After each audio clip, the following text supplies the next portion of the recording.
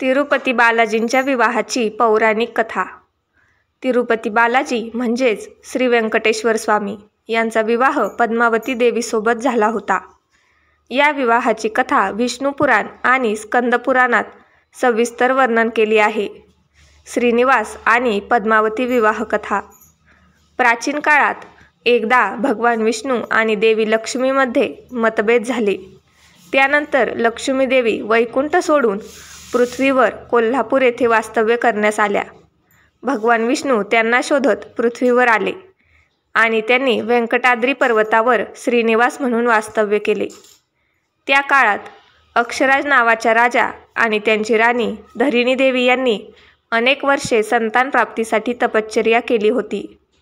त्यानंतर त्यांना पद्मावती नावाची एक दिव्य कन्या झाली, जिला लक्ष्मी देवीचा अवतार मानले गेले। पद्मावती मोठी होताच तिचे सौंदर्य आणि शील संपूर्ण राज्यात प्रसिद्ध झाले। एके दिवशी श्रीनिवास जंगलात शिकार करत असताना पद्मावती आपल्या सख्यांसोबत विहार करत होती। दोघे समोरासमोर आले आणि श्रीनिवास तिच्या सौंदर्यावर मंत्रमुग्ध झाले। त्या क्षणीच श्रीनिवासाने मनोमन पद्मावतीला आपली पत्नी बनवण्याचे ठरवले। श्रीनिवासने आपल्या सहकाऱ्यांना पाठवून पद्मावतीच्या वडिलांकडे विवाहाची मागणी घातली। राजा अक्षराजाने हा प्रस्ताव स्वीकारला आणि मोठ्या थाटामाटात विवाह करण्याचे ठरवले। विवाह मोठ्या प्रमाणात करण्यासाठी श्रीनिवासाकडे पुरेसे धन नव्हते, म्हणूनच त्यांनी कुबेर, धनाच्या देवता यांच्याकडून मोठ्या प्रमाणात कर्ज घेतले आणि वचन दिले की कलियुग संपेपर्यंत भक्तांकडून मिळणाऱ्या देणग्यांतून ते कर्ज फेडले जाईल। यामुळे तिरुपती बालाजीच्या मंदिरात भक्तांकडून मोठ्या प्रमाणात देणगी दिली जाते, कारण असे मानले जाते की हे देणगी म्हणजे भगवान विष्णूच्या कुबेराकडून घेतलेल्या कर्जाची परतफेड आहे। श्रीनिवास आणि पद्मावतीचा विवाह मोठ्या थाटामाटात पार पडला। सर्व देवदेवतांनी या विवाहाला उपस्थिती लावली। या विवाहाचे स्मरण म्हणून तिरुपती बालाजीच्या मंदिरात दररोज कल्याणोत्सव म्हणजेच विवाह सोहळा साजरा केला जातो।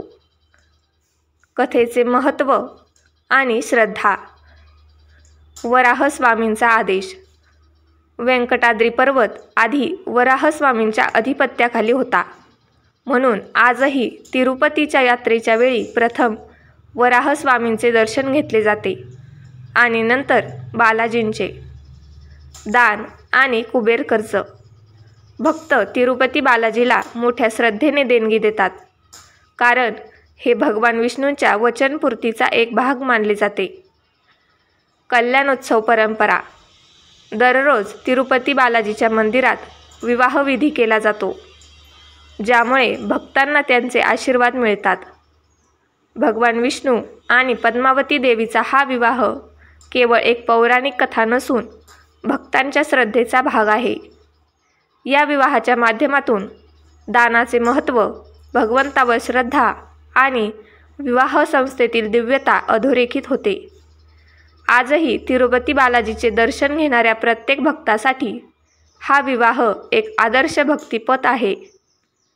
अशाच नवनवीन कथा ऐकण्यासाठी मराठी नॉलेज यूट्यूब चॅनलला लाईक करा, शेअर करा आणि सबस्क्राईब करा।